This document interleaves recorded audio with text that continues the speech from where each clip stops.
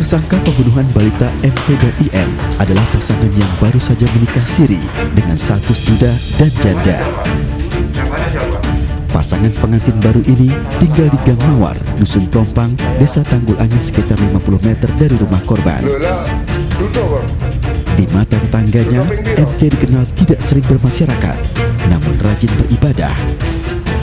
Bahkan bisa dikatakan sosok religius di desanya.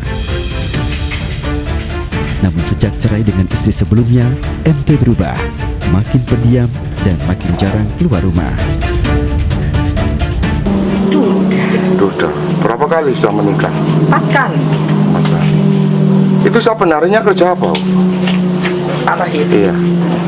ini tak botol itu. Terus orangnya terhadap masyarakat sini gimana lingkungannya? Tak bermasyarakat. Jarang keluar. Karena anaknya tuh pendiam, Pak. Pendiam. Iya, Setiap hari ya gitu. iya. Nggak mau gitu keluar gitu. Ya kalau keluar ya keluar, tapi anaknya tuh pendiam. Tapi asli sini ya. Biasa, Pak. Terno ibu itu. Tapi terbuka sama warga sini ya. Iya, kadang dolen. Terno ibu itu bendino. Jadi kenal ya sama keluarga korban sama Thohir ini ya. Ya kenal. Rumahnya. Para tetangga menyesalkan perbuatan pasangan suami istri MT dan IM yang tega membunuh RR, balita 4 tahun, putri sulung pasangan Sucipto dan Satuha, yang juga tetangganya sendiri. Sadisnya, balita perempuan tak berdosa itu dibuang di kubangan sawah.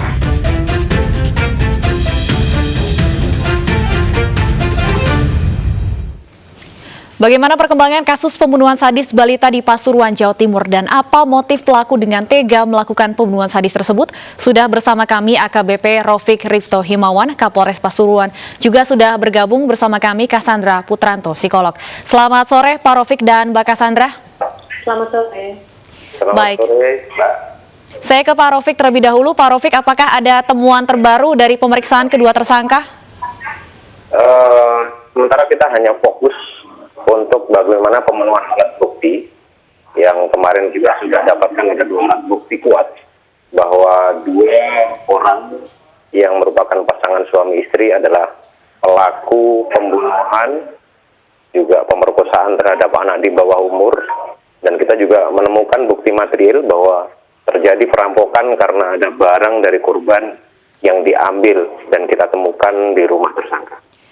Pak Rofik, ada perbedaan pengakuan dari kedua pelaku. Pelaku MT mengatakan melakukan pembunuhan karena disuruh oleh istrinya. Sementara sang istri justru mengatakan tidak tahu mengenai perbuatan suaminya. Bagaimana sejauh ini pendalaman dari polisi?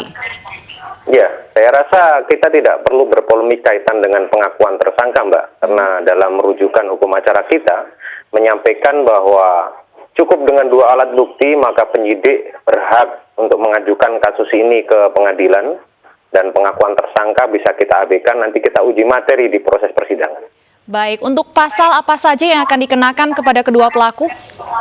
Sesuai dengan asas dasar bahwa ada lex spesialis yang mengatur di Undang-Undang Perlindungan Anak, pasal 80 ayat 1 dan pasal 81 ayat 2, itu jelas bahwa ketika korban itu adalah anak, apalagi terjadi pemerkosaan dan mengakibatkan korban meninggal dunia, maka jelas dia harus mempertanggungjawabkan dari perspektif Undang-Undang Perlindungan Anak.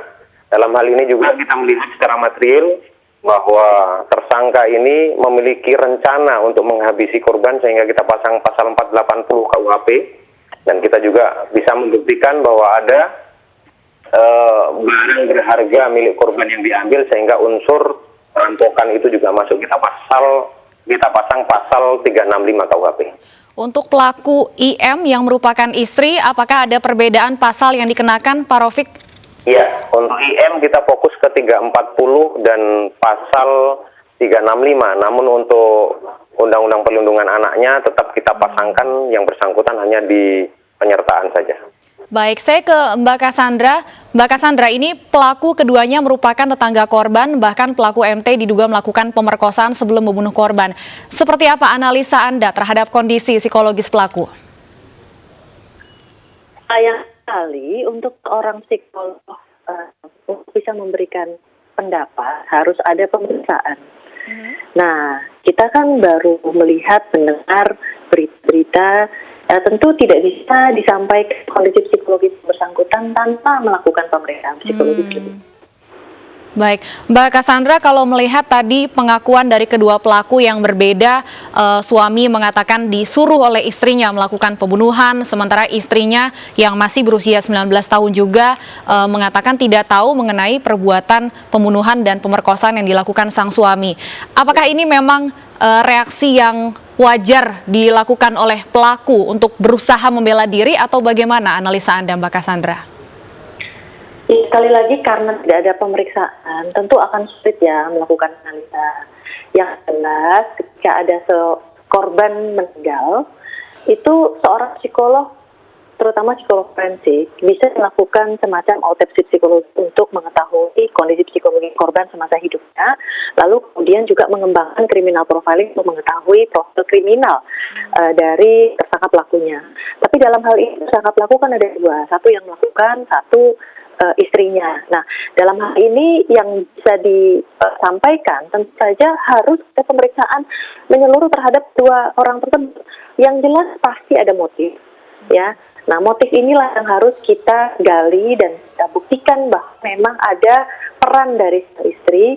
Apakah itu mungkin menginginkan, karena tadi saya barang-barang itu dipegang oleh istri. Apakah mungkin ada tuntutan dari istri untuk menguasai barang-barang materialnya, lalu kemudian suaminya sendiri punya motif yang lain. Nah, sekali lagi semua itu harus diperoleh keterangannya untuk supaya saya bisa memberikan analisa sebelumnya. Baik, kita tentunya akan terus menunggu dan mengawasi perkembangan dari kasus ini. Terima kasih Mbak Cassandra dan Pak Rofik sudah bergabung bersama kami di Special Report.